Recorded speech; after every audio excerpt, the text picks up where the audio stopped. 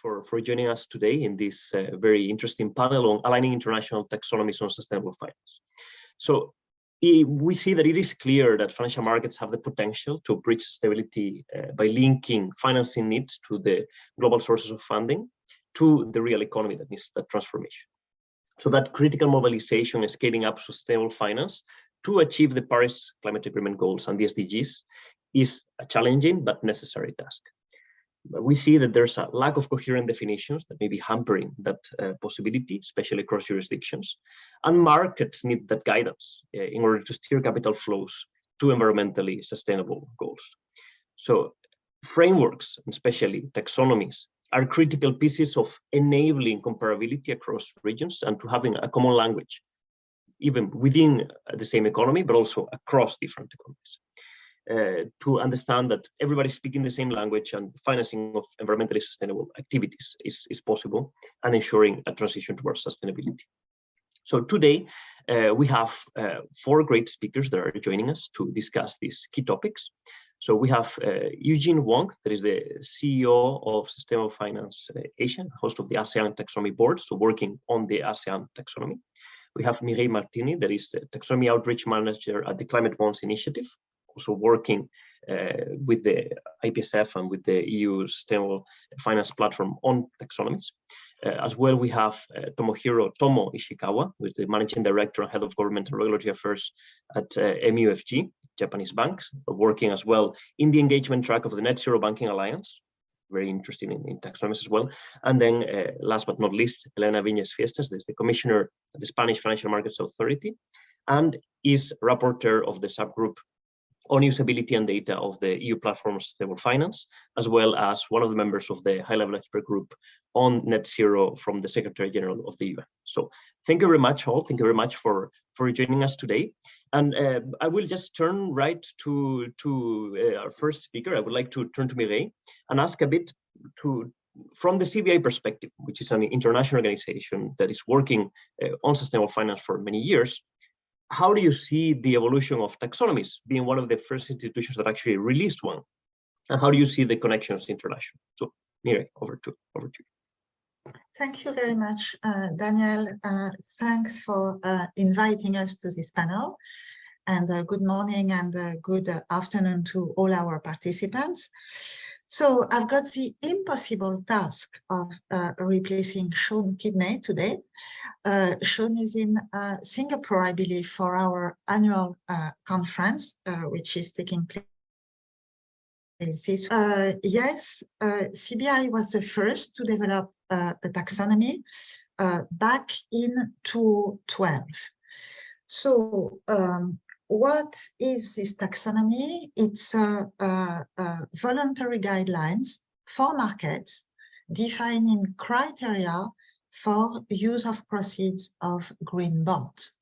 And it goes along with a certification and verification scheme that CBI is running. So this has been very successful for the past 10 years to develop a fast and successful growth of the green bond market. And this success, I believe we can say it's still lasting today, because despite the turmoil in financial markets, the green bond markets has been resilient. We have issued recently our report on green bond pricing for the first half of 2022. You can find this report and all the research on our website. And this is showing that cumulative sustainable and green issuance was above 400 billion euros for the first half of 2022, which is bringing cumulative issuance to over US dollars equivalent 3.3 trillion. So not only is there issuance, but there is also a greenium in the green bond market. It is a small greenium, but it is consistently there. So I believe that this is led by very strong demand by investors willing to invest green and to follow the ESG investment trend. And this is also sustained on the part of issuers by the desire to diversify the investor base and to access a new type of investors wanted to venture into the new frontiers of capital markets. But for those new investors, the main issue, and this is also investigated in our report, the main issue is the lack of liquidity in the green bond market after the initial primary trading, right? So at CBI, we believe that the green bond market still has the potential to grow larger, to become more liquid. And our mission is to develop this market further with a key goal of reaching 3 trillion of issuance at least by 2025. And in order to achieve this goal, we do believe that taxonomies are a very powerful tool, because taxonomies give a very clear understanding fastly and efficiently to both issuers and investors of what is green, what qualifies for this goal. So countries also understand this, because countries have been very active in developing taxonomy. It started with the People's Bank of China back in 2015, which issued its guidelines for green bond. And this spurred a fast growth of the Chinese green bond market. And shortly after that, the EU followed suit and embarked onto the development of its EU Sustainable Finance Action Plan. And now at CBI, we are working with many countries. So countries which have officially started taxonomies, I can name Singapore, Thailand, India, Colombia, Chile, Canada, Australia, the UK, and there are many more countries in the pipeline which are not quite official or mature yet, but which are going to come to the taxonomy space.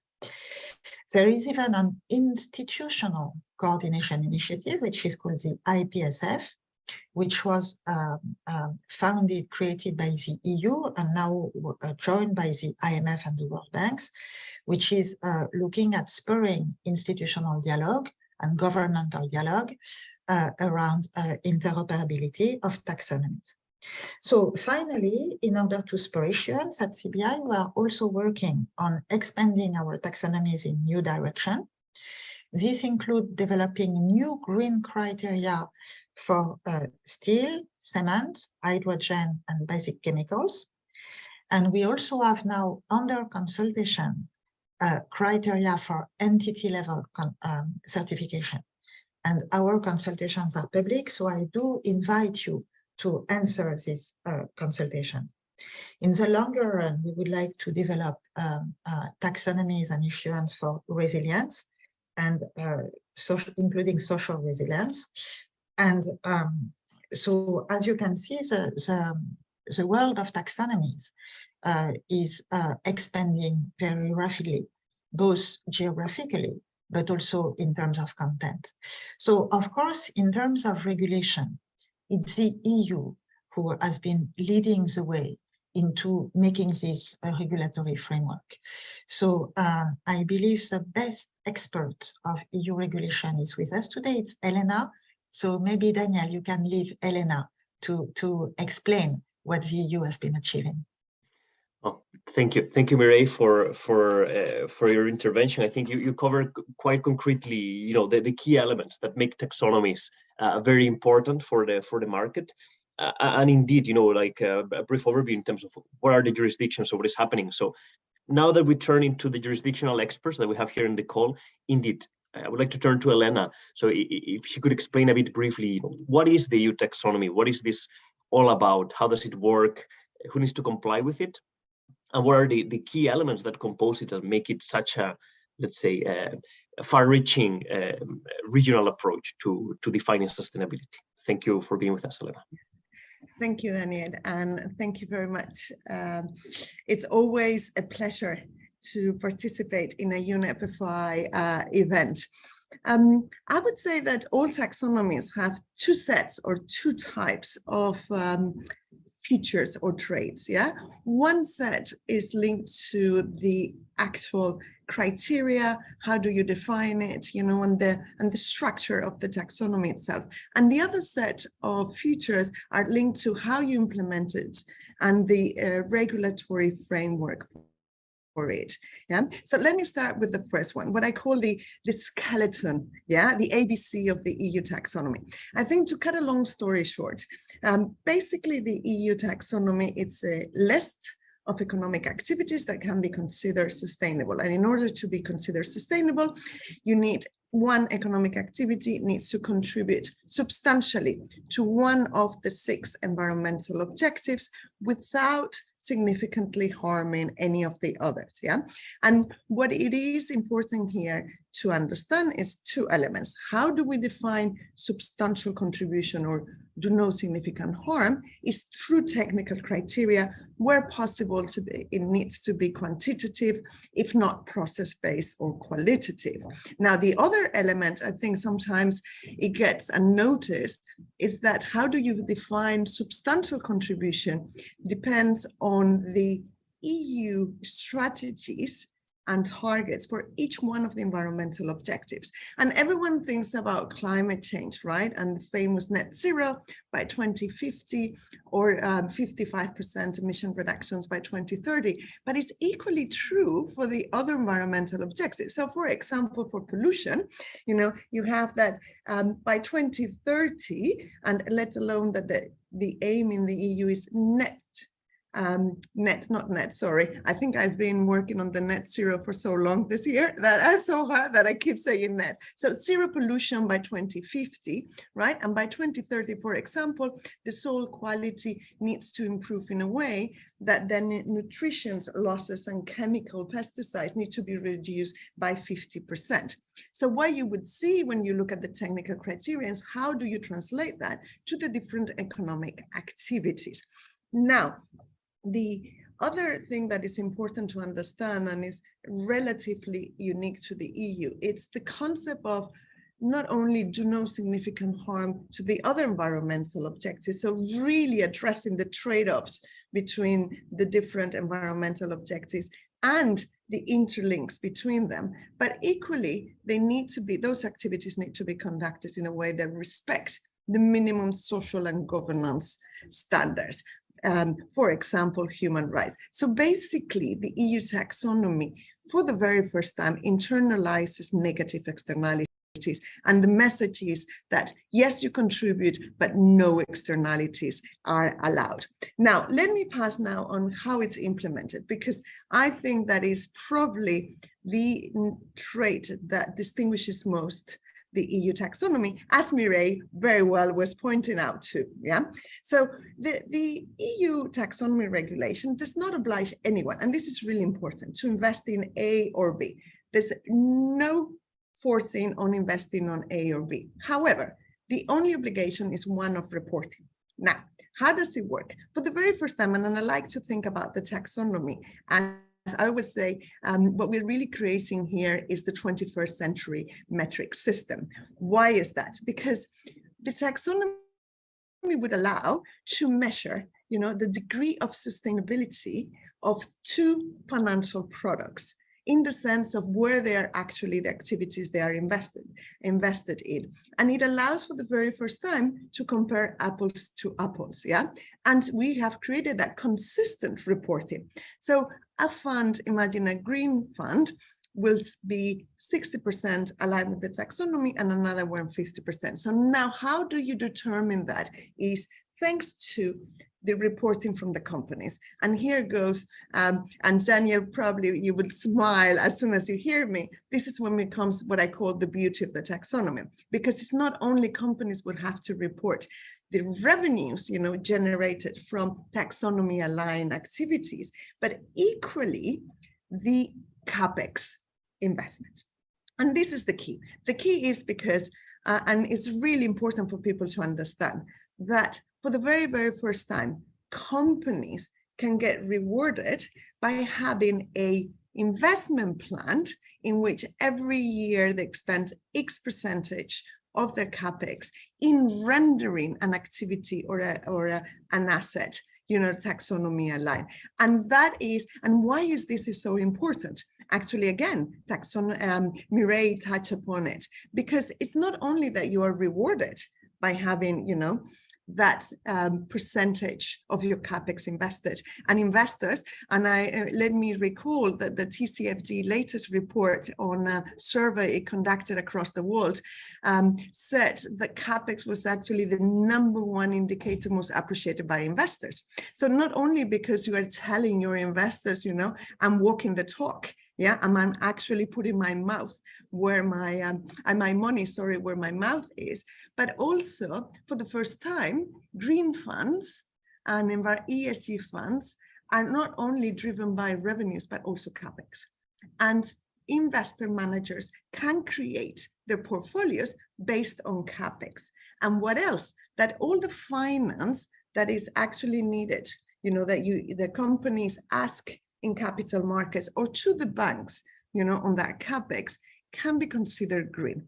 And, as Mireille said, Mireille, I'm quoting you quite a bit, but you pointed out very well to the green bond market, and you said there is a greenium, right? And there is a high demand. Now, it's important to understand that any investment that is aligned with any capex that works towards taxonomy alignment will be green, and all those green bonds. And this leads me to my last point, why we believe that greenium is going to increase, because the taxonomy regulation doesn't operate in a silo. It is the central piece, often called the cornerstone of the EU sustainable finance package, with reason, the centerpiece, but all the different pieces of the puzzle, the whole ecosystem of the sustainable finance package in Europe is geared to incentivize the investments that are taxonomy aligned and work towards the taxonomy. Whether we talk about the EU green bonds or we talk about the changes in preferences to retail markets, where now it's compulsory to ask all retailers, all investors to say whether or not they're interested in green. And if they are, the taxonomy is the key variable. So that demand will only increase, whether it's through funds, through green bonds, through loans, because banks and all financial institutions and investors would have a vested interest in increase the taxonomy aligned investments and financing. And that is the most important message today for me, which is the taxonomy not only sets up the direction of travel in terms of the transition, but it also allows the real economy, allows companies and other actors to access better and cheaper capital. And I'm going to leave it here. Just one last point for everyone. The taxonomy has become so important, and referring to your point, Daniel, in terms of this, why it has created so much talk. It's also because it is becoming a reference to public spending, and that is equally important. Thank you. Yes. Oh, thank you. Thank you very much, Elena. And also to pick on this point, I mean, one of the elements that I also like to highlight when we talk about this, like normally the EU taxonomy regulation is a framework to facilitate sustainable investment. That is the name of the regulation. So it's already indicating what it is that they're aiming to do. And I think that is not only the role of the EU taxonomy, but also of many taxonomies around the globe. And I think I wanted to turn now to Eugene, so we can talk a bit about the ASEAN taxonomy, which is another regional framework in terms of how to generate this interest in terms of defining what are environmentally sustainable economic activities. And I think in this case, while Elena was also talking about two traits of the taxonomy, I think the ASEAN taxonomy is also split in two phases. I think in the beginning is like the foundation and then the plus standard. So Eugene, if you could explain a bit what this means, let's say, for the ASEAN taxonomy, how it is structured, how does it work? How do you see as well, let's say, that their taxonomy is also popping up in some of the members of ASEAN, and how this works and interacts with the overall ASEAN regional framework? Thank you very much. Thank you very much. Thank you very much, Daniel. Well, so firstly, I want to say that I agree with everything that Mary and Helena have said. And before I talk about the ASEAN taxonomy, I actually want to give some context about ASEAN. So ASEAN is not really like the EU, right? It's a regional grouping of the 10 Southeast Asian nations to promote economic, political, and security cooperation. And this grouping is governed not by a parliament or a council, but really a charter. Our member states are very, very diverse in terms of economic and social structures, GDP, and resources. So as an example, if you look at the GDP per capita per annum of our wealthiest state, it's 60,000 US, and of the lowest, it's 1,300. So you notice a very big diversity in our capabilities from an economic perspective. Historically, ASEAN first started looking at a common definition for green finance, and we started this by creating the ASEAN Sustainability Bond Suite, which comprises a standard for green bonds, sustainable bonds, and social bonds. And this was modeled after the sister IGMA principles. But of course, for us, it's slightly different. We're actually a bit stricter because we didn't allow any fossil fuels. So was this going to be a success? I mean, many people did question us whether we were going to be too strict. But today we have $30 billion in labeled and specifically aligned bonds under these standards. So it wasn't too bad because we came out with the green bond standards at the end of 2017. But creating a voluntary set of definitions for bonds is not really the same as creating an omnibus classification for all the different financial sectors for all the 10 member states, although it is going to be voluntary. And for us, of course, in Southeast Asia, transition is actually critical. Because of the diversity of our members, it's really important for us to create a way to orient capital that avoids economic and social dislocations. So the central banks of Southeast Asia and the capital market regulators in their various blueprints for sustainable finance have said that it is important for us to ensure that our journey towards sustainability and decarbonization is going to be gradual and phased. And for us, the taxonomy is meant to be multi-purpose. So it's meant to help with capital orientation. It's helped to support risk management, and of course, meeting national, regional, and global commitments. And again, like Helena mentioned just now, it's also meant to help with government expenditures and procurement. So it is an omnibus taxonomy. It is a taxonomy that should be equally applicable to the central bankers, the capital market regulators, the insurance regulators, and governments. In 2021, March to be specific, the ASEAN finance ministers and central bank governors met and agreed to the formation of an ASEAN taxonomy board. Now, the purpose of this ASEAN taxonomy board is to actually develop, maintain, and promote the use of an ASEAN taxonomy. And this ASEAN taxonomy is meant to be an overarching guide and a common language for us. Right? It's meant to complement our member states' sustainability initiatives. What does this mean? It means that member states can continue to have their own sustainability initiatives, including having taxonomies, national taxonomies, because these national taxonomies actually address national priorities. But our regional taxonomy is meant to be the overarching guide. It's meant to provide the guide rails for us to act consistently and to achieve a regional ambition. The key to all this, of course, is to be inclusive. And I mentioned about how diverse our member states are just now. And of course, it's going to be very challenging because we can't get the one size fits all. So we're in a very different situation from the EU, for example, because every state is independent and a sovereign. And again, we are bound together by a charter. So what are some of the key things we have to do? Well, we have to actually create a taxonomy that meets the requirements and needs of our member states while keeping everyone together. This means that our taxonomy needs to be one that promotes convergence. And the ASEAN taxonomy was actually designed to facilitate interoperability with other major taxonomies and to enable the ASEAN national taxonomies to speak the same language. So from a global perspective, let me just compare how we've designed the taxonomy. And Helena's point is very important. What is the skeleton of the taxonomy, right? And we've designed the taxonomy for the long term. So if I just draw a comparison to the EU taxonomy, the EU taxonomy has 6 environmental objectives. We have 4. but those 4 really fit into the context of the 6 EOs that the EU taxonomy has. We use ISIC, that's easily reconcilable to NACE.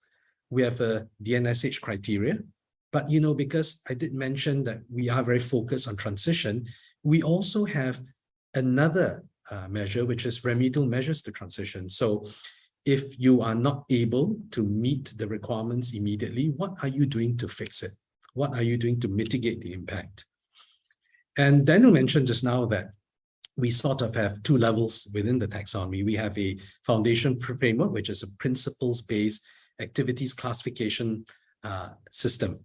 And we have a plus standard, which has a technical screening criteria. So if you actually try to compare it and you try to imagine how these 2 components fit together, they'll be like 2 rooms under the same roof. And the foundation framework is actually at the spectrum of the taxonomy, where you look at activity classification, and it's for everyone and every economic activity. So we will have member states who may not be ready because they don't have information, or they don't have the right data sets to actually use a technical screening criteria with metrics and thresholds, but they can start using the principles that we put out. And of course, with this, there's really no reason why people can't start their sustainability journey immediately. There's no excuse. And this is very important for us because we believe that there's too much discussion and not enough action. We need action right now, but we need to ensure that the action we take now doesn't lock us into the future. So that is an important element that we have to look at. Obviously, what we want is for everyone to move towards using the plus standard, which is our technical screening criteria, but we will have to do this gradually. We'll have to encourage our member states to do this. We'll have to encourage entities within the member states to do this. And we'll need the market to help us by providing more rewards to those who use a technical screening criteria. Importantly, of course, for us, our plus standard has more than 1 threshold. In fact, it can have up to 3. And we hope that the most ambitious tier will have reflections of the EU thresholds. The purpose of having these tiers is to support transition. I mean, if you can imagine, you're trying to cross a river, and that river is the decarbonization river. So the different tiers with different thresholds actually represent stepping stones, and you can arrange those stepping stones in the way that suits you, because at some points the river will be narrower, at some will be wider, and this reflects the situation of our countries for each different economic activity. So again, what we really want to avoid is lock-ins when this system is used, and therefore we are going to sunset the tiers over time. And of course, the concurrent existence of the foundation framework and the plus standard means that if a member state is on the foundation framework for one particular activity, it doesn't preclude corporates within that state from adopting a plus standard. And if it's on the plus standard already, it doesn't preclude them from adopting a higher tier of the plus standard. So a quick one about national taxonomies I've shared with you. We encourage them. It's all right because they actually are meant to address national priorities. We already have taxonomies that come up from Malaysia. They are principles-based and they really follow the foundation framework. Singapore has come up and consulted. That's really following the plus standard. Indonesia's come up with its taxonomy. It's a traffic light system that mirrors the definitions of the ASEAN taxonomy. Thailand's coming up with something, and Vietnam is as well. So I'll stop there. Thank you very much. Oh, thank you. Thank you very much, Eugene. And I think I very much like the metaphor of the river and the stepping stones. I think that is it's a very nice way to put it. But I also would like to take your call for action in terms of saying that there's no excuse to start on the sustainability journey, and that it can happen both from the country perspective, given the different approaches that the ASEAN taxonomy allows, or from the companies within those countries. And in order to speak about this and about also all of the other elements that we have heard, I would like to turn to Tomo as a practitioner that also working on the engagement with the corporates in terms of really looking into that transition into how to make them more sustainable. I believe you have also recently published like a report from the NCBA front. So I would like to take now the perspective of the practitioners to understand a bit more. How do you see the taxonomies working? What are the elements of usability? What are the elements of interoperability that may be missing or that could be improved? How do you see them in the way forward? So Tomo. Sure. Thank you. Thank you very much, Daniel, and thank you for inviting me. So I'll be speaking more from a practitioner's perspective, as Daniel, you mentioned. My name is Tomo Ishikawa. I head the Government and Reg Affairs for MEFG. I sit on Net Zero Banking Alliance Steering Group.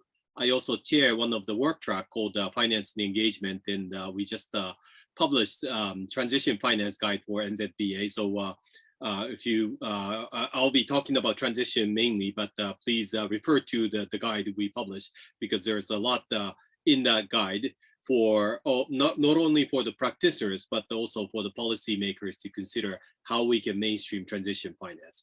But as a member of a steering group of Net Zero Banking Alliance, the challenge we're facing, or a question we're trying to address is, how do we achieve net zero for a bank like ourselves? Whether you're a global bank or a small bank, regional bank, it doesn't matter. You know, you're a member of Net Zero Banking Alliance. We're trying to accelerate our journey to net zero. But given banks, our balance sheet is a reflection of underlying economy, there's no way we can achieve net zero without the actual economy, the real economy being heading in the right direction to achieve net zero. So their net zero is our net zero. So how do we make sure that all of us are heading in the right direction is the challenge, but that's exactly what we're trying to tackle. So let me first of all start by discussing why transition is important. I do not intend to undermine the importance of green financing. Green finance is of course important, and that's exactly why, as we heard from Elena, why taxonomy was developed from the beginning. Merely also discussed why taxonomy is relevant. But journey, first of all, to net zero is not about competition, right? We are not going to create winners and losers and think, you know, we will continue financing winners, but we discontinue funding to losers. That's not the type of the game we're in. We want, as I said in the beginning, we want all of the economy to move to net zero, as opposed to winner only and forget about the losers. And when I say winner and losers, I'm not just talking about firm and company A being winner and company B not necessarily winner or loser. I'm talking about all companies, all regions. So whether it's ASEAN, as we just heard from Eugene, or Africa, Middle East, Japan, Europe, and US, we need whole of region as a planet to move to net zero, as opposed to just winner and forget about losers. So what does that mean? It means we need to finance green bit, which is the phrase I often use is tip of the iceberg. Again, that's very important. But what's the rest of the iceberg? It's not necessarily green yet. But how do you make those rest of the economy become greener is the key question. And that's where I call transition. So transitioning those less green activities become greener. So let's call that transition. And taxonomy by definition, it's a list of green activities or sustainable activities, as we heard, with 6 or 4, I guess in ASEAN case, sustainability goals. That's great, but make sure that we also support the rest of the economy to become sustainable. And transition finance, in my view, is the key enabler to make those less greener activity become greener. And that's exactly the key principle of the Net Zero Banking Alliance Transition Finance Guide that we published as a result of 8 months of intensive discussion within Net Zero Banking Alliance members. And in fact, in this Net Zero Banking Alliance Guide, we actually included EU taxonomy, but also ASEAN taxonomy as a reference, as a well-recognized benchmark or framework that practitioners can refer to. But the question is that sufficient? Are those taxonomies sufficient to mobilize or reorient the capital to transition, or are there gaps? Are there gaps to be filled? And in my view, there are still a gap that has to be addressed so that we can all mobilize more capital to transition activities. Just give you one example where the gap exists. One of the breakthrough innovation that required for the energy transition, which we all know, which is critical for all of us to manage the inflation, but to make sure that we continuously see the energy and the electricity being supplied, whether in Europe or US or Japan or everywhere. And one of the key technology that is considered as a one pillar in Japan and also in Asia is co-firing of coal with ammonia or hydrogen. The aim, the objective is to completely replace coal with ammonia or hydrogen, thus creating net zero, or no, not net zero, zero emission thermal. That's the objective. That's where we want to be in the next, I don't know, 5-10 years. And which is, by the way, discussed in the G7 communique as well. So this is not like some one person thinking about this idea, but this is globally recognized innovation that we hope is achievable. The question here is this technology available today? The answer is no. And that's where, I guess, Elena, I'm sure you will talk about the CapEx, right? The technology is not there, but do we think the innovation is possible? The answer is yes. One remaining question is, what's the timeline? We don't know. Nobody knows, but we hope it's 5-10 years from now. It could be 12 years, it could be 8 years, but who knows? But one thing we know is unless you invest today, this innovation will never take place, right? So how do you invest? How do you mobilize capital to realize innovation is a big question. When it comes to innovation, the unfortunate fact is you don't know when this will realize. Maybe it's next month, but maybe it's next decade. So how do you promote, how you mobilize capital to innovation is one big question. And I hope the taxonomy will allow such kind of reorientation of capital to innovation area. What I'm trying to say in the context of transition is we're not just talking about shutting down coal and building renewable. Of course, that's one playbook that exists. I completely understand. And if that playbook will solve the energy transition and also the future supply of energy and electricity going forward, that's great. So if that playbook is perfect, great, we should go with it. However, in some areas, whether it's Japan, whether it's in Asia or some other regions, that the playbook isn't that simple. It's not about shutting down coal and building renewable, just because in some jurisdiction there are some constraints. For example, lack of grid, lack of pipelines. And there you can't just say, let's build a renewable. You have to build whole infrastructure around it to make sure the energy supply is stable. So what does this mean? It means it's not just about coal and renewable. There are a lot of options somewhere between, and that's exactly why I brought up the case of this ammonia and hydrogen. I'm sure people will say, of course, hydrogen, ammonia, that's one of a solution going forward. But we need to build supply chain around it. We need to this will take not just 5 months, 5 years, but potentially 10 years, 20 years. And that's the type of innovation, that's the type of investment that we have to start mobilizing today to make sure that all of us, not just Europe, not just Japan, but all of us moving in the right direction. So again, going back to the question of taxonomy, the big question is, how do you make the taxonomy framework flexible? And something we heard in ASEAN context, flexible, but still maintain the credibility. I guess that's a big challenge, and I hope to see more work conducted in it. I assume that's exactly the type of work that the EU is tackling and also ASEAN's tackling. And we know that we need to strike the right balance. It's the credibility, but also flexibility. And we need to also avoid greenwash criticism. So you need to come up with the right balance to make sure that we're actually, solving the problem that we're all tackling. So I hope to see those involved in taxonomy development in the public sector to consider, what type of investment, what type of technology needs funding going forward, not just in developed countries, but also in developing countries too. So in the context of interoperability, which was the original question, we need to consider two aspects. One, interoperability is around regional. ASEAN, EU, there's in Japan what's called a technology roadmap. It's not exactly the same as taxonomy, but taxonomy plus timeline. That's what Japan has developed, the Japanese government has developed.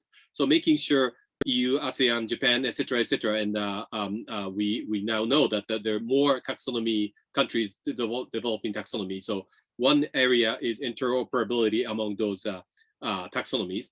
But the other interoperability is to make sure those taxonomies are interoperable with the real economy, or how should I say, the taxonomy is fit for purpose to mobilize the capital where it's needed. And is it sufficient? Maybe not now, but I believe that's where all of us are struggling to fill the gap. So happy to discuss a bit more from practitioner's perspective. But at the end of the day, the key question is taxonomy providing sufficient granularity and robustness to provide capital in innovation and technology? That's the question I think we need to address, and more work to be done. Let me stop there. Thank you. No, thank you very much, Noma. I think that is a good approach in terms of the two elements of the interoperability, the regional and then with the real economy. And regarding that, I mean, I think you prompted as well a bit before, Elena. I wanted to turn to you to understand a bit, how do you see this, let's say, from the European context and the importance of CapEx that you were already mentioning? And yes. Yeah. Yes, thank you. I like to think, when you invest in real estate, the sell side analyst always tells you location, location, location. So I would say that when it comes to the taxonomy, it's CapEx, CapEx, and CapEx, because the first thing I wanted to say is that R&D is within the taxonomy, in the EU taxonomy. And you also have to understand that it is work in progress in the sense of we haven't yet have the technical criteria for the other 4 environmental objectives, even if the platform, the EU platform, has handed over its recommendations to the European Commission. But even with those, we acknowledge that the EU taxonomy needs to expand. There are lots of activities that may not be at the top priority, so they haven't been regarded yet, but they will be included. And innovation and R&D is key, and we very much acknowledge that. So investment in R&D, is sustainable and needs to be recognized. And that's, as I said, it's already there, but needs to be expanded a little bit more. But the other point I want to make, and this is really important, is for people to understand that there's no absolutely opposition between the net zero transition plans and the taxonomy, or the TCFD framework and the taxonomy. It is actually complementary. And this is worth a minute to explain how it works, because the taxonomy is activity asset-based, and net zero pledges, transition plans are at entity level, and that makes a huge difference. For instance, you have on your example, Tomo, those investments made to make the shift towards hydrogen will be considered green, And you also have to understand that a company can have, for example, just to make it very, very simple, 2 plants. Let's say it's in a utility, for on power generation. One might be already taxonomy aligned, the other one not. And what the taxonomy allows you is to make the difference, between the different assets that a company has. So the company will report its carbon intensity as general, will have a transition plan, but that's not sufficient in today. What investors need is the detail, and the difference between 2 companies that might have the same carbon intensity, but one has a huge exposure to stranded assets and the other one might not. And that information is what the taxonomy allows you. And on net zero, for example, how I really see it is that you have your short-term, medium-term, and long-term targets, But what the taxonomy will give you is on that annual report, when you have to report not only the reductions of emissions, but also how you invest your capital investments. How do I, as an investor, know that that CapEx is actually aligned, it's consistent with 1.5? If your taxonomy has been developed, in your region in order to be consistent, then you don't have a better proof that actually, that company is walking the talk. And therefore, the other importance, we already touched upon it, is that you can have 100%, oil and gas company, which is 0% taxonomy aligned from a revenue perspective, but the company is serious and has a serious transition plan and invests all its CapEx, for example, in doing that transition, And that's the value of the taxonomy. The last point very quickly I would like to make, it's on the international operability. You are absolutely right. And I think that on the international operability, there are three key things that we need to think about. One is the skeleton. The structure needs to be the same. Where you set up, Eugene explained it really well, you know, you may have totally different thresholds, you might have different priorities, but the underlying environmental and financial metrics need to be exactly the same, and the classifications need to be, you know, interchangeable. The second point is that we need to make much more effort in order to translate between taxonomies. Each region, each nation will have its language, yeah? We will have the language. Now we need the translator. What the International Platform on Sustainable Finance, the international standard setters and others need to work on, it's on the translator. What is an EPC translate in Singapore, yeah? What is a net zero energy building translate in Japan? We need that translator, and I think we need to work towards translator and the same understanding of the underlying metrics, which is really important so we can compare apples to apples. And I will leave it there. Thank you. May I step in? So thank you very much, Tomo and Elena. I just want to say that from the point of view of CBI, we totally support that.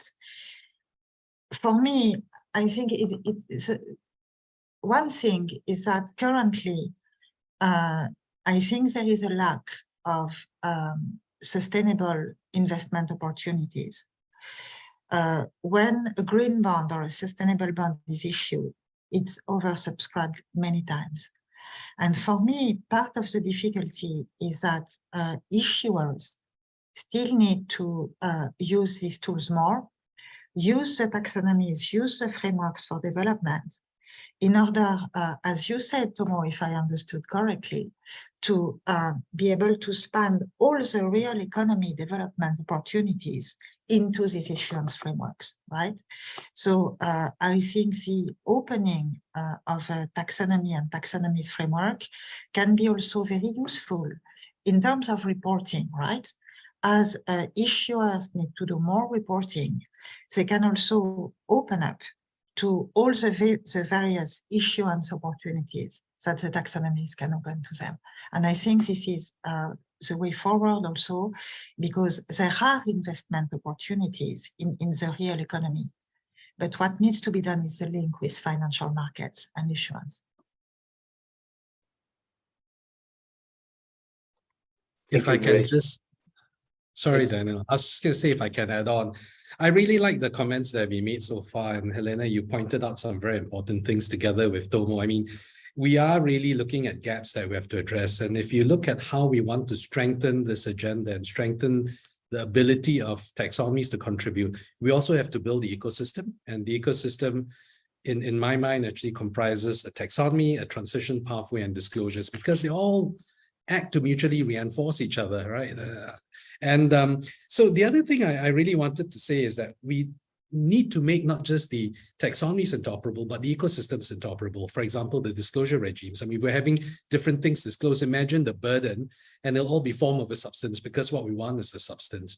The other point I wanted to make, being an Avengers fan, is that we really need to avoid what Thanos had done. So if you're an Avengers fan and you watch Avengers, Thanos tried to save the universe by excluding people. And he made people disappear, he made beings disappear. I think what we want to do is to save the planet through inclusivity. So to Tomo's point, I think we need to find multiple solutions that are credible, but we should not rule them out, and we should be able to recognize the different starting points everyone has.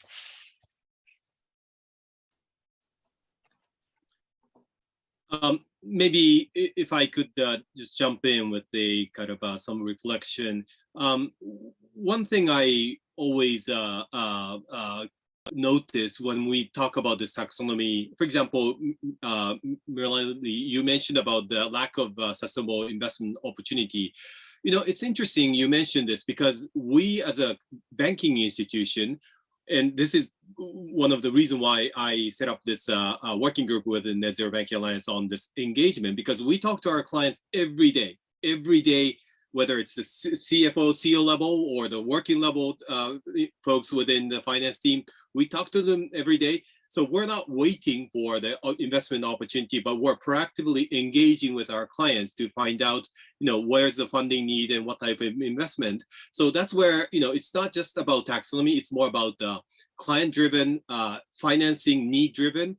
And then we kind of, but to Helena, your point, of course, it's taxonomy is also about reporting and making sure that the stakeholder can, compare apple to apple. So I think this taxonomy is useful from our perspective when we report to our stakeholder, not necessarily for the purpose of finding our investment or lending opportunity. So that's one reflection I had. The other one, just as a kind of something we MUFG is doing, we've started engaging with many of our leading companies, especially in Japan, but in Asia as well. And one key lessons we're learning is that there's interdependency within sector. So Elena, you mentioned about transition plan, but we don't think it makes sense for us to just look at one firm or one sector and say, is your transition plan credible or not? Because there's so many interdependency. For example, unless electricity or energy is green, there's no way the rest of the industry can become green or decarbonize. So there's that interdependency, and we need to, as I said in the beginning, we need to make sure that the whole of the economy is decarbonizing, as opposed to just looking at one sector or one firm. And that's the something that we learned through our engagement, and we hope to publish the report of our client engagement, so that people, not just in Japan, but globally can learn from our engagement exercise. And I think that's important. As I said in the beginning, this is not about competition. It's more about, learning from others and sharing best practice. So that's how we want to contribute in this dialogue. Let me stop there. Thank you. Yeah. Can I quickly respond to that? Because I think there is some, I agree partially with you, Tomo, if you allow me, in the sense of course, one company alone or any one economic actor alone is not going to achieve the transition without collaborating with others. Yeah, it goes without saying. But what is really important is to be very specific on what are the hurdles, the challenges, and what is needed. So those transition plans at company level are extraordinarily important, also to know what to expect and where a company or a sector, needs importance. For example, it's very different, the setting up the targets and reducing emissions for an utility as opposed to, for example, a cement company or an airline, because one can actually achieve net zero, right? Low carbon without any support externally, with some cases in terms of the distribution, national distributions and when regulatory frameworks.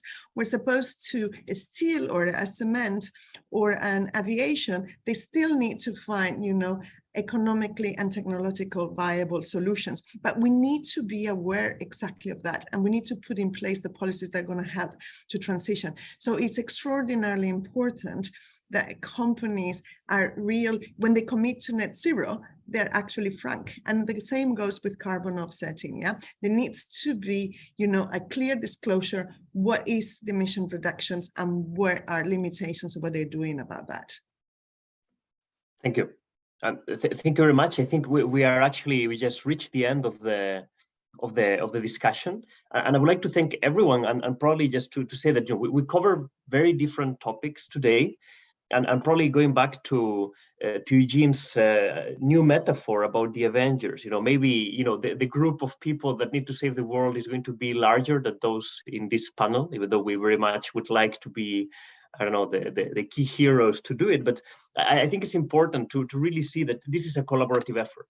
It's something that needs to happen with taxonomies, with frameworks, with the engagement of the banks, with the commitment of the industry and the net zero approaches. So all of this is very relevant in achieving the transition to sustainability. So I would just like to conclude there and to say that thank you very much all, and hopefully we'll see very useful and interoperable taxonomies in the coming years.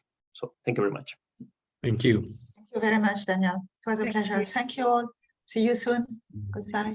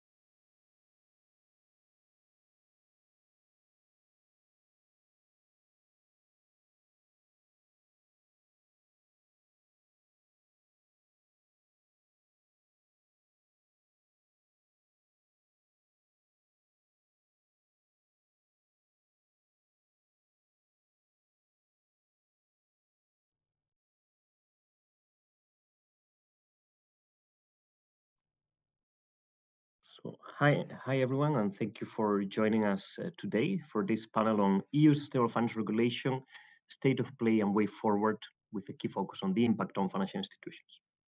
So, I mean, financial markets have big potential to bridge the sustainability gap, and we understand that the mobilization of sustainable finance needs to happen, and private action alone is not going to make it. Public action alone is not going to make it either. So collaborative approaches are needed.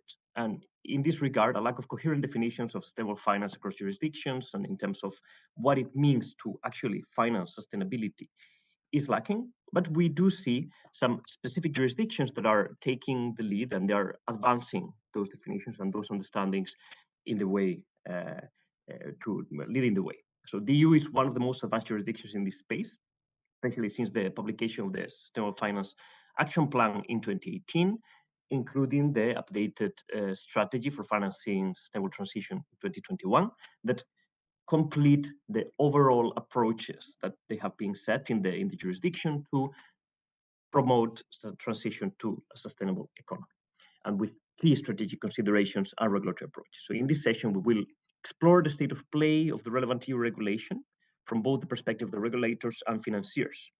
And we are aiming to cover all of the critical developments in the jurisdiction for now, and also what is coming and how the approaches both from the regulators and the financiers are, let's say, complementing. So joining me today, I have Hans Biemans, that is the head of stable markets at ING, and is also the chair of the taxonomy working group at the European Banking Federation. We also have Anne-Claire Ducrot, that is the head of ESG reporting at BNP Paribas, and is also a member of the sustainability reporting technical expert group at EFRAG, so the European Financial Reporting Advisory Group. We have Andreas Rachel, that is the policy expert on sustainable finance at DG FISMA, the European Commission, that is also leading the European Commission Secretariat of the platform, the EU Platform on Sustainable Finance. And last but definitely not least, Fabien Letenier, the policy expert at sustainable finance at the European Banking Authority, working in the key integration of ESG factors and risks in banking regulation and supervision. So on my side, I'm Daniel Boces, I'm the European Regional Coordinator at UNEP. And without further ado, I would like just to start with the discussion. I would like to turn to Andreas in order to really briefly kickstart the discussion. And if you could please let us know briefly what are the main policy areas that have been put in place in the EU. What do you assess to be the key impacts in the markets, and what is the role of the European Commission in this whole, say, activities? Thank you very much for joining us. Thank you very much, Daniel. I'm very pleased to take part in this panel. And to give you a bit of brief overview, where do we come from? So we started earlier than 2019, as Daniel has said, in the EU to put in place a sustainable finance framework. This got a new boost through the European Green Deal that was proposed by the Commission and endorsed in the EU in 2019, where the European Green Deal also gave a specific role to sustainable finance, is the private financial market sector contribution to the Green Deal. We've since then put in place the foundations for a sustainable finance framework in the EU. It has three aims. The first aim is to encourage the financial markets, the private financial market, to finance sustainable investments. It also aims at preventing greenwashing in the financial market. So basically, making sure that the trust into the financial system and the sustainability angle remains intact and is even strengthened. And the third part is to ensure that we have a resilient financial sector throughout the transition. We've put in place the pillars for this framework and are in the middle of implementing it. As part of this, we have a common definition of sustainable investments. We have disclosures, data, and transparency. And we've also put in place certain tools. And I'm going to speak about each of these aspects a little bit, and also where we stand at the moment. In addition, we've also put in place prudential regulatory requirements to make sure that ESG factors are included in the prudential risk management frameworks. This is the resilience angle of our agenda. The first piece to encourage sustainable investments is, of course, our EU taxonomy. It's our flagship. It's the centerpiece of our policy agenda. It's a common dictionary for financial markets on what can be considered a sustainable investment. We are taking a holistic approach. So this is meaning that everything that is in the taxonomy should be in line with the EU's climate and environmental objectives. We've already put in place a climate taxonomy. This part is ready and is ready to be applied. And we are currently preparing also an environmental part of the taxonomy. The taxonomy at the moment only defines what is sustainable. It does not say what the rest of the economic activities or the rest of the economy is.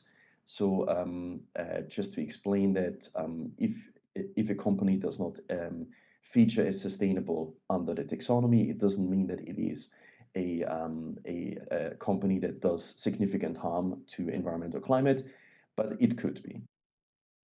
On the disclosures part, this is the heart of the transparency agenda, of course.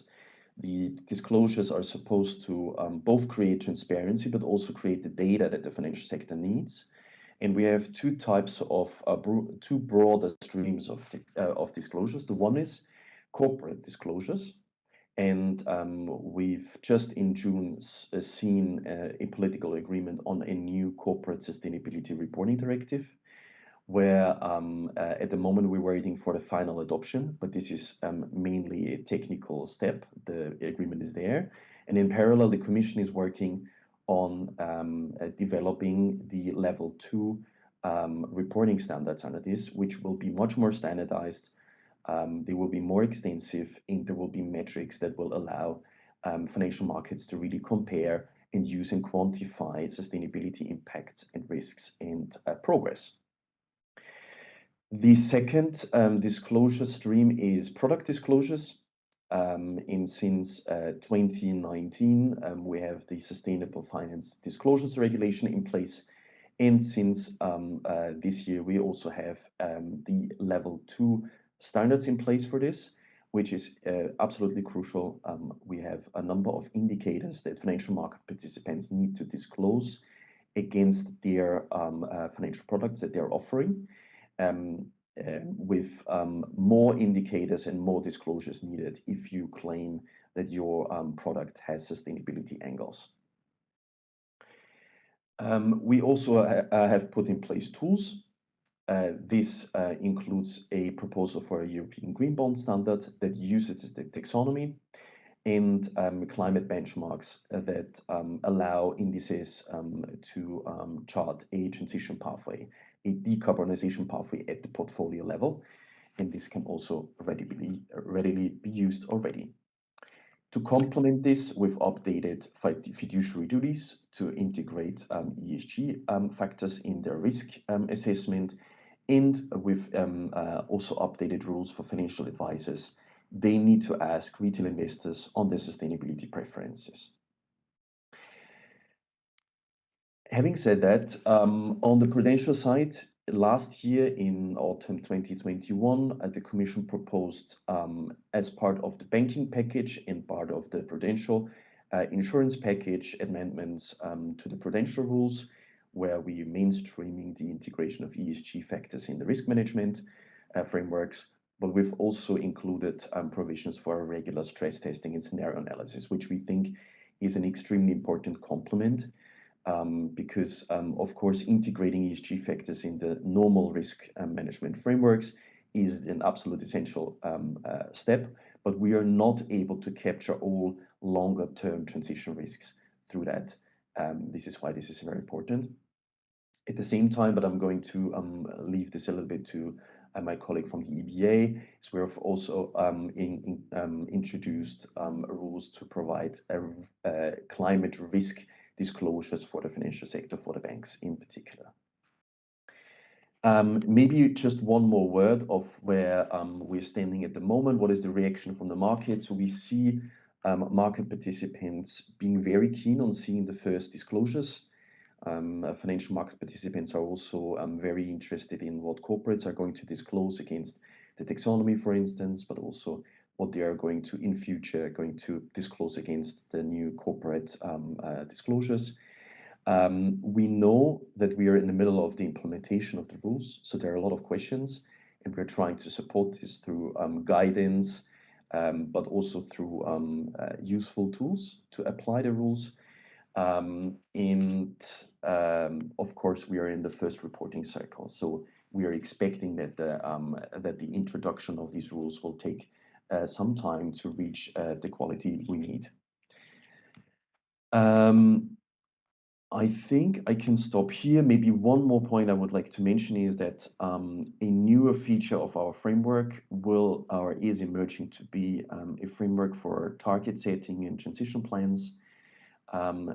This framework is not a framework that is enshrined in one regulation or directive, but it takes pieces from existing and forthcoming regulations. So for instance, we have due diligence rules that are being negotiated at the moment that include the director's duty to have a transition target and a transition plan for all larger corporates in the EU, including the financial sector. At the same time, and complementary to that, we have a disclosure rule on such targets and plans forthcoming under the corporate reporting. And I'll stop here, and I'm very keen to participate in the discussion. Well, thank you very much, Andreas. I think that was a very comprehensive and a very rounded approach, let's say, to the very broad, let's say, a set of measures that have already been implemented or are in the pipeline. And we heard a lot about, how these elements interact with each other. But in terms of regulatory approaches, there's also interactions between the different regulatory agencies, supervisors, etc. And I would like to turn to Fabian from the European Banking Authority to also give us his perspective. So I wanted to know, how does the European Banking Authority complement the approach of the European Commission in order to release also regulatory proposals that enhance the framework? And also, how is this approach integrated in the overall prudential framework that we already heard from Andreas as well, that there have been some changes? And what is the role of the disclosures as one of these first steps in terms of working out the regulatory approaches? And thank you very much for being here. Yeah, thanks for the questions. Good morning. Thanks for the invitation. So to start with, to clarify for the audience, the EBA, we are an independent EU agency. Our main mission is to build a single regulatory and supervisory framework for the banking sector in the EU to ensure an efficient and transparent single market. To perform this task, we can produce regulatory and non-regulatory documents such as binding technical standards, guidelines and reports, in particular based on the mandates that we receive from the EU co-legislators and from the European Commission. On the sustainable finance and ESG risks topics, exactly, we have received a quite large number of mandates asking us to look at banking regulation and a wide range of elements, including risk management, disclosures, supervision, stress testing, and prudential aspects. Overall, the EBA has an important role to complement the work of the Commission, in particular when it comes to providing the supervisory tools to support the European banking sector towards the transition to a more sustainable economy, and also to mitigate risks stemming from climate change and broader ESG factors. From the regulatory and prudential perspective, there is a clear objective to ensure the safety of institutions as well as financial stability, also by considering the risks posed by climate change and ESG factors. One important part of the work of the EBA consists in promoting transparency, and you rightly mentioned the Pillar 3. Indeed, on January this year, we published a final draft implementing technical standards on Pillar 3 disclosures on ESG risks, which will start to be implemented next year, based on data already from the financial year 2022. And we hope this will facilitate also the stakeholders access to relevant information on institutions' ESG risks, on their sustainability performance, and their strategy and targets. Now turning to the second part of your question, so how is our approach integrated in the overall prudential framework? it's clear that our work on ESG risks and sustainable finance is closely linked with a broader objective of contributing to the stability and resilience of the financial system. In that regard, we consider ESG risk as drivers of risks or risk factors, which can influence the traditional categories of financial risks, such as credit risk, market risk, or operational risks that institutions face in their operations. It also follows from that as a key objective, we seek to develop an integrated regulatory and supervisory framework that embeds ESG risk aspects instead of dealing with them separately. And to this end, we are analyzing how ESG risks are embedded or captured in the current prudential regulation, and how institutions and competent authorities address ESG risks, and what improvements are needed. So to provide a brief overview on the interactions between ESG risk and the banking prudential regulation, our work covers the three pillars of the banking prudential framework. So starting with the market discipline, fostering transparency and on ESG issues through disclosures, including prudential pillar 3 disclosures. Then ensuring robust management of ESG risk by institutions, and progressively integrating these aspects into the supervision of competent authorities under Pillar 2, including through work on climate stress test. And finally, in parallel, reflections on potential changes to the prudential treatment of exposures under Pillar 1 have been initiated, and this will continue going forward. Now you also asked about the Pillar 3 ITS, so to provide a bit more details in terms of core disclosures. The EBA has been following a sequential approach with an initial focus on quantitative disclosures on climate change related risks. This is also in line with the developments at the EU and international levels. And qualitative disclosures will be required for the broader scope of ES and G risks. The quantitative disclosures will be extended at a later stage. In terms of key metrics, we will require information on carbon-related exposures, financed emissions, alignment metrics, and information on assets in geographies that are exposed to climate change events. And this will be combined with information on actions taken by institutions to support the transition, including the green asset ratio, which is also required under the taxonomy regulation. Of course, this Pillar 3 framework builds on other initiatives, in particular the TCFD recommendations, but this goes a step beyond by providing common definitions and granular templates. So we hope this will also improve the quality and comparability of the information disclosed. Now, having said that, we are also fully aware of the challenges that remain, in particular in terms of data availability, and some proportionality measures have been introduced to help institutions. But at the same time, there is also a clear need for banks to start disclosing information given the urgency of the matter. And we have also asked institutions to make use of the already available data, also having in mind the revision of the NFRD and CSRD, but also to proactively engage their clients with a view to collecting the information that is needed to improve the risk management and the disclosure of institutions. I think I can stop there, and I'm happy to take follow-up questions. Thank you, and thank you very much. I mean, I think that was also a very rounded approach to what is happening, let's say, with the overall integration of the sustainability considerations across the full range of activities that the EBA undertakes. I think that is very relevant. And of course, now I think what would be interesting is to turn to the bankers in the panel to understand a bit also the views from the industry. You know, how are the reactions? How have been the key questions within the financial institutions in dealing with the opportunities and challenges that the regulation brings, and what could be also the next steps. So I would like to turn to Hans. I think it would be interesting to understand, you know, what are the key issues that you know are happening, especially, for example, with Hans. You know, they work directly with clients in in ING, and what has been, the key role of the EU policy in dealing with this? What are the effects, and how would you expect to also go in the way forward? So, Hans, please. Yeah, thank you. Yeah, first of all, I want to say that of course we have achieved a lot, and especially the Commission and the EBA did fantastic work. So I do see we make a lot of progress in the past few years. But indeed, I'm talking to clients, and in the end, both corporates and financial institutions. The EU policies have had a big effect on the banks' reporting and also on the reporting burden of the banks.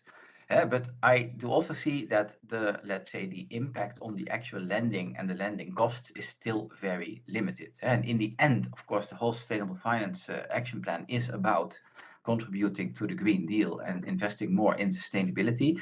So that second part is extremely important. And of course, I do see that everything starts with, let's say, awareness, and awareness starts with reporting. So reporting is important. I will leave that to Anne-Claire to comment later. But in my view, it is very important that we help all companies to transition. And that means that both, let's say, the brown companies, the, let's say, companies in transition, sometimes referred to as amber, or the green companies, that they all transition on their path to net zero. And that we do not end up in a situation where, for example, in the Pillar 1, brown companies would be penalized because they are emitting a lot of CO2 right now. And the most important thing is, are these clients on the right path? So my role in my daily contact with those clients is basically the question, do you have a plan? And of course, EFRAG has published, let's say, what the constituents are of a good transition plan. Do you have a plan? Does that plan contain, let's say, the right things, such as board responsibilities, such as, very important for banks, the CAPEX associated with that plan, and so on. And maybe also, it's not about corporates only. I think Fabienne already referred to the green asset ratio. As we all know, currently, due to the somewhat narrow definition of the NFRD, the green asset ratio of banks is almost for 100% mortgages. So all that, also that mortgage portfolio needs somehow to transition. And what I find interesting, and Andreas also already referred to that, the EU policies are very well interconnected. And for example, in the draft Energy Performance Building Directive, so the European Building Decree, there is a requirement that G labels should be refurbished in 2030 and F labels in 2033, and a requirement for financial institutions, mortgage banks, that they should have a mortgage portfolio standard, meaning that you need to have some sort of transition plan, how your mortgage portfolio is going to move from, let's say, the current CO2 emission intensity of the mortgage portfolio to a lower value. Basically, if you keep it simple, then you could say, well, get rid of the G labels in a certain year, then 5 years later, get rid of the E labels, then get rid of the D labels, and basically make sure that the clients refurbish the whole portfolio. That is, of course, a very big and difficult challenge, not only for society, but also for the banks. And so I would say the policies have big impact also on the reporting and the reporting burden, but it is about time to start working on the real transition. Oh, you're on mute, Daniel. Sorry. Yeah. Then I think, it would be interesting to understand, I see that bit as an ask in terms of, what it is that should come. But also, I mean, what would make a difference for you in that regard in terms of like further steps?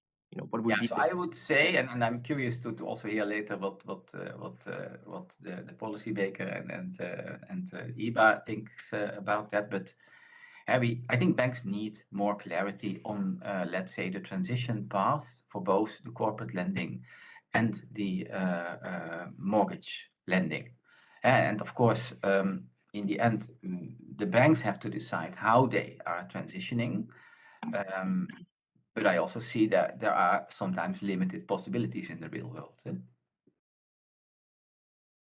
And on maybe then very simple on the, let's say, on the transition plans, I would say it is very good that AFRAG provides guidance on what the transition plan looks like. And I think the first step for banks is simply identifying for all the corporate clients, are the clients on a transition path? So very simple and qualitative.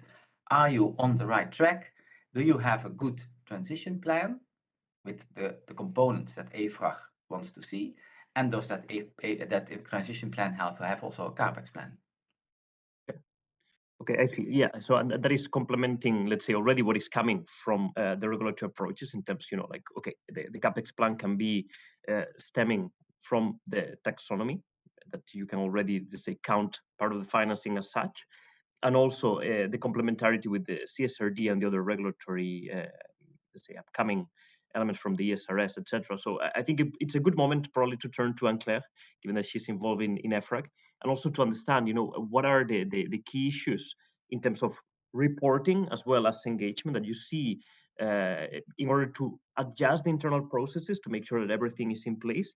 But at the same time, what are the key elements that you would like to see in the way forward? Yes, thank you, thank you, Daniel. So I think that Fabien already raised the point of the data.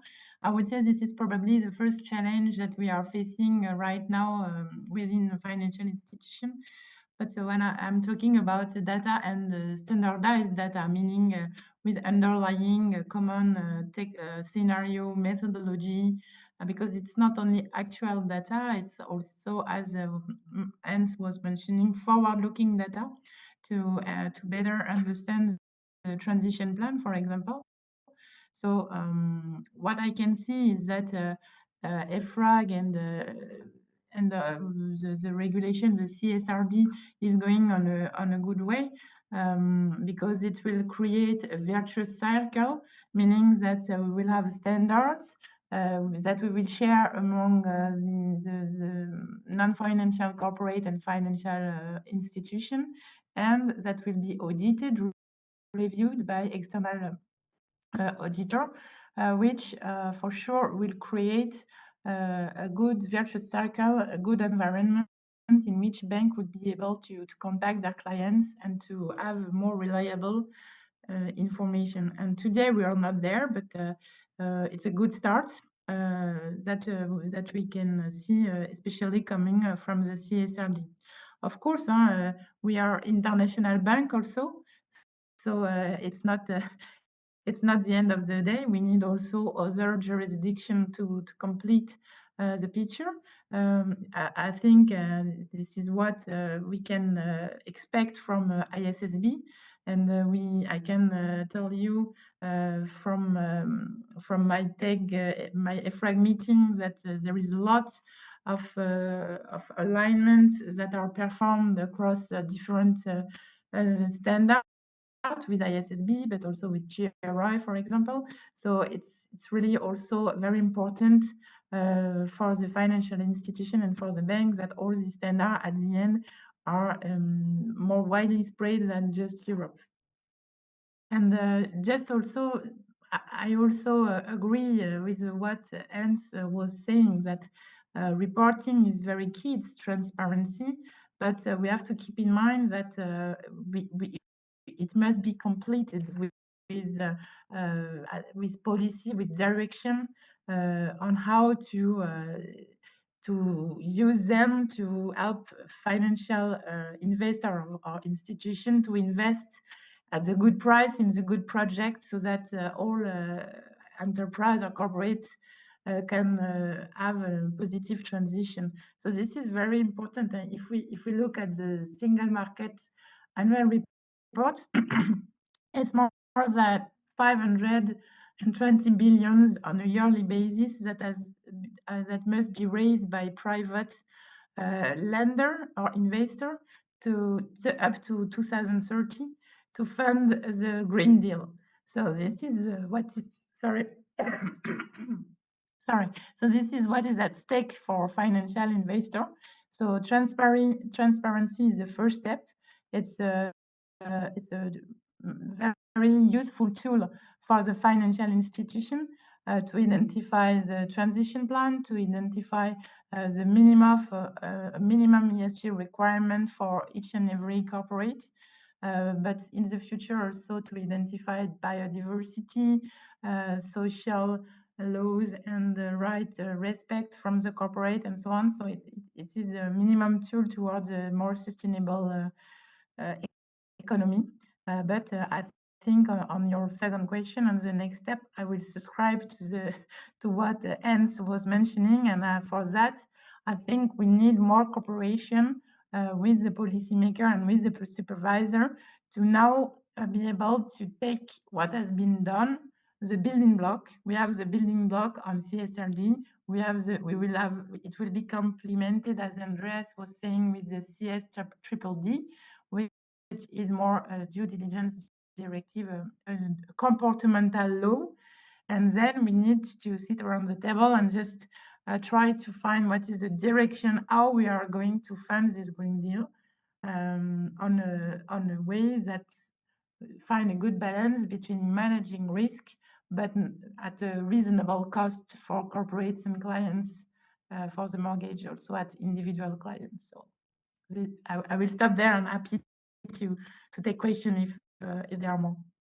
Yeah, no, thank you. Thank you very much. And I mean, I think now, let's say after this first round, we can really see that there are key topics popping up. You know, we have seen the elements of data, the elements of transition, reporting, risks, you know, all of them are integrated. And I would like to echo a bit, you know, this collaborative approach that you have just mentioned now, Claire, and say that I think, you know, the European Commission, I will turn to Andreas, has identified in the strategy for financing a stable transition more or less these actual 4 topics. Because if we look at it, I mean, it is the financing the transition to sustainability, inclusiveness, where we could include, for example, the issue of mortgages that are going to impact individual customers.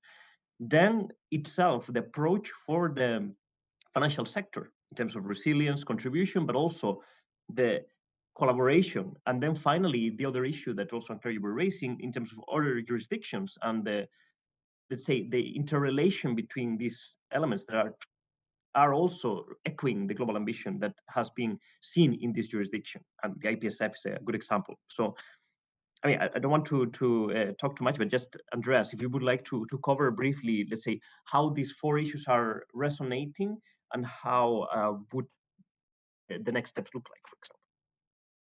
Yes, absolutely. I mean, it's very encouraging to hear from Hans and Claire that overall the reception is positive, but we understand there are challenges. And at the moment, we focus very much on ensuring that the framework works on the ground and in practice. And I think as part of this is also looking at how banks are extending the lending, how are our tools usable for this lending. So this also looks at how, for instance, can the taxonomy be used for mortgages, how the benchmarks can be used for portfolio target setting. And we are trying to support this. But this is, of course, also a very collaborative approach. We need to cooperate and collaborate on the implementation, but also on the next steps, of course. When it comes to transition finance, this, as you rightly say, Danielle, was part of our strategy, and we are at the moment trying to leverage as much as possible on what we have in place and what is coming in place, and explaining how these tools and disclosures can encourage transition finance. To give you just 2 examples, one is in the taxonomy, you do disclosures about what is a sustainable investment today, but you can also disclose what is your capital expenditure into becoming sustainable in the future. So there is an immediate transition finance element here, and the European Green Bond Standard will also take this up. At the same time, we have the climate benchmarks that, for instance, give you a guidance, a reference for a decarbonization pathway for portfolios. But of course, I think the crucial point here is, and Hans mentioned it, is we do want to encourage all legitimate transition finance, no matter where the starting point of that company is. So we also don't want to discourage legitimate investments into all companies. And I've mentioned this before on the taxonomy. The taxonomy includes at the moment those sectors that are the highest emitting, the highest with the highest impact. So this is where the largest amount of transition finance needs to happen. But this doesn't mean that not everyone should think about what their transition is. And I think in this sense, the transition plans and the disclosures that the EFRAG is developing will be absolutely crucial. And it will also allow financial institutions to have this conversation with their clients, but also to chart their own transition strategy. So to chart strategies for how to transition their different portfolios, how to encourage or help their clients to be part of this transition in the portfolio. And maybe a last word, sustainable finance, of course, is a big contributor to the green transition, but it is complementing an overall strategy. So we cannot replace sectoral policies, and I think this is where the sustainable finance framework will also need to be complemented by sectoral transition policies for all different sectors, for manufacturing, for energy, for transport, for all the big chunks. And I'll stop here. Thank you. Yeah. No, thank you very much. And I think that is indeed there's some complementarities, like extra elements that need still to be assessed. And in that regard, I mean, I think that also the issue of guidance that needs to also come in the way forward, like for example, regarding transition of corporates, mortgages, etc., will be critical to understand how to move forward. I would like to turn to Fabian if like to cover briefly this issue. Yes, so I think we should maybe distinguish between several aspects. And the first one is actually what Andreas just said, that we know what the overall objectives at the EU level are, to become carbon neutral by 2050, to reduce emissions by 55% by 2030. But then we also need perhaps more visibility on the pathways at the sectoral level, and I would definitely agree with that, although I would also assume that this is likely not to be the role of the banking regulator, but more something that should be provided by the Commission and by the member states. And then there is the question of what kind of guidance the banking regulator can provide to support institutions in this transition journey. And actually, the mortgages mentioned by Hans is a good illustration of what can be done and what remains to be done. I think the starting point is still for banks to collect, for example, the data on their mortgages portfolios. We know that there are challenges with regards to EPCs availability, comparability, quality, but still as a first step, there is a need for institutions to be transparent and to be aware of of the composition of their portfolios. As you know, in the Pillar 3 ITS, this is also something that will be required to provide a breakdown of the mortgages portfolios by banks according to the levels of EPCs or energy efficiency to provide more comparability, since EPCs are not always comparable. Then the second aspect is that there is a need for institutions to integrate ESG factors, in that case, climate change factors, environmental factors, in their day-to-day operations, in their business models, in their risk management, in their credit lending criteria. And that is definitely an area where we have observed some progress, but also some remaining area for improvements by some institutions. And lastly, there is maybe the forward-looking aspect, which relates to the transition plans and the targets setting, which were also mentioned by Andreas earlier. And there, our role could be for to provide also guidance to institutions in terms of what we expect in terms of risk-based prudential transition plans, because that will be the perspective that the banking regulator should take to complement maybe the transition plans requirements under other pieces of legislation, such as CSRD. And as you know, as you may know, in the banking package, also the Commission has proposed to give a mandate to the EBA to provide to publish guidelines on the transition plans that institutions should elaborate, and that's something that we will do if the mandate is confirmed, including by also providing some requirements around the targets that institutions should take. The time horizons that should be considered, and the key pieces of EU legislation, the key EU objectives that should be considered by institutions when elaborating on their transition plans. Thank you very much, Fabien. And I think, you know, like now we have quite a clear picture, let's say, in terms of what are the key elements and how are they interplaying. But I would also like to think a bit, you know, like, given that we are in the global roundtable, we may have some audience that may start thinking, okay, well, yeah, this is a very broad, let's say, set of measures. A lot of things are happening in the EU, but what does it mean then for the specific operations? You know, like if I'm already acting in the EU, or some businesses are going to happen there, what is going to be the impact? And I would like to turn to the banks now, so to Hans, to react briefly on, you know, how do you see these key elements impacting the core activities and the key issues that you would like to also assess and address when these elements come to play, and what could be the changes that you would see when, let's say, the full set of measures are implemented? Yeah. Yeah, so I think, of course, the regulator will, in the end, I guess, but Fabien, please correct me if I'm wrong, ask the banks to manage their climate risks, and that will probably mean reduce the overall CO2 emission. And that means that I don't know, I'm curious to hear from you, but that you leave it to the banks to make the decision how that is done in the best way. Whether we do that by getting rid of all the F and G labels in the portfolio, or whether we do that by leaving the labels in the portfolio but financing more renewable energy is, I guess, up to us. That would be my first question.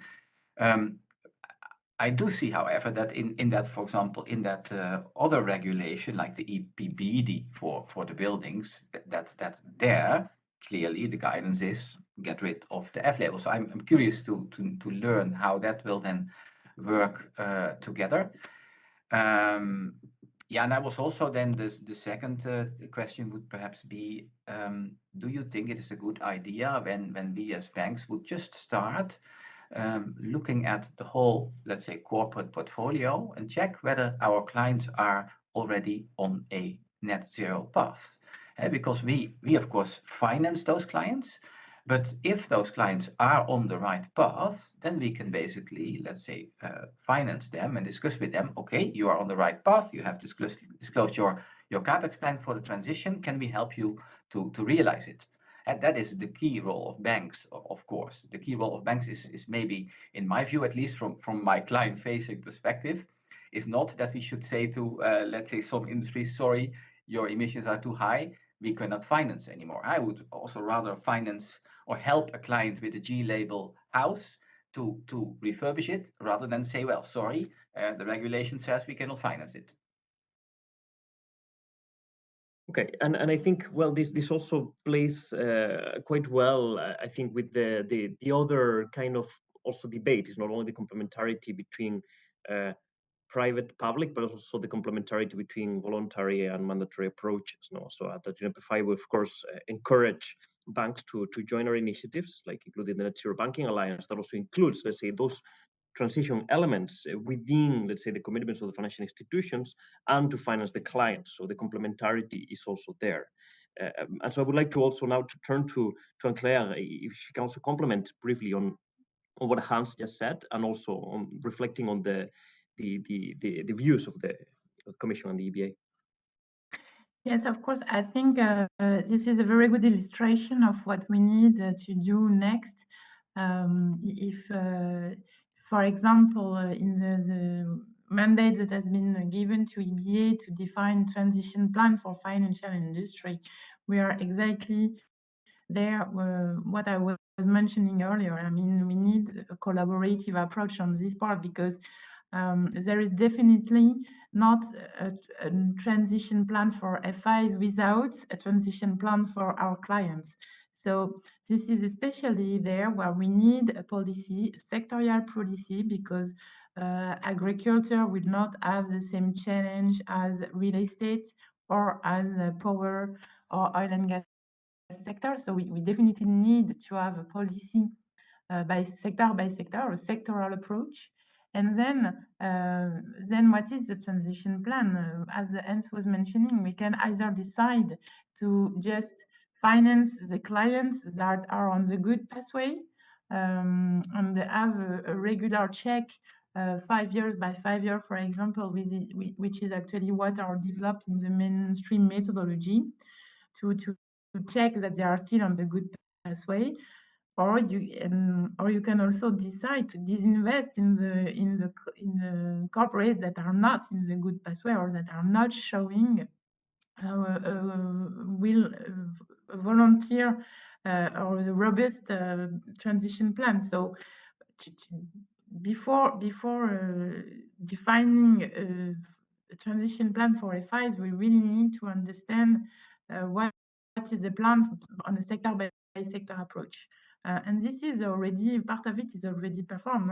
We have already some scenario for power industry, for oil and gas, for example, where it's more difficult to have this transition.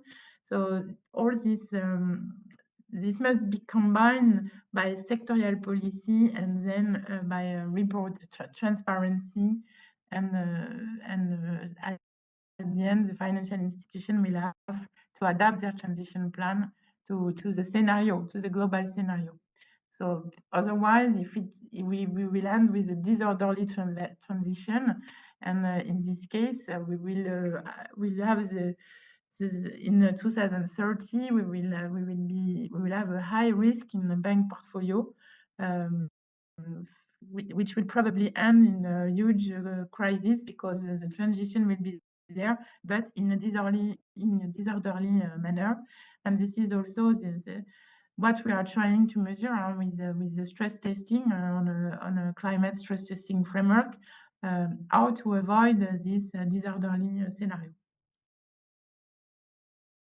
Thank you, Claire. And I would like to turn back to Hans briefly, if he also has some extra comments to add to this, given, let's say, the engagement with the clients. Like, what are the key issues that are also popping up? What are the elements that they are still needing to still comply? And how, we were mentioning before, the role of the banks is that to enhance and probably enable some of these elements, but also to take the decisions at some point. So. Yeah, so I talk, of course, a lot to both corporates and financial institutions. To start with the corporates, some corporates, especially, let's say, carbon-intensive industries, usually have a very good view on, let's say, where they are and where they want to go to. So I do discuss with those companies their quite detailed transition plans, and they usually have a good idea of all the measures that they need to take, and also the capex associated with that. Usually, by the way, the plans, the concrete plans, more or less end in 2030. So not every company has a good view on what they will do, of course, after 2030. That's also quite far away. So sometimes they don't even have visibility on whether the technical potential is there at that point in time to realize further CO2 emission. But I also see that not every company has that, let's say, sophisticated plan. So, for example, some building material manufacturers like steel, cement, iron, and all kinds of other building material, they are quite carbon intensive usually, so they have a good plan. But then, for example, elsewhere in the supply chain, for example, building construction companies, They sometimes have the ambition to be already net zero in 2040, also with the building materials being zero emission, so no embodied carbon.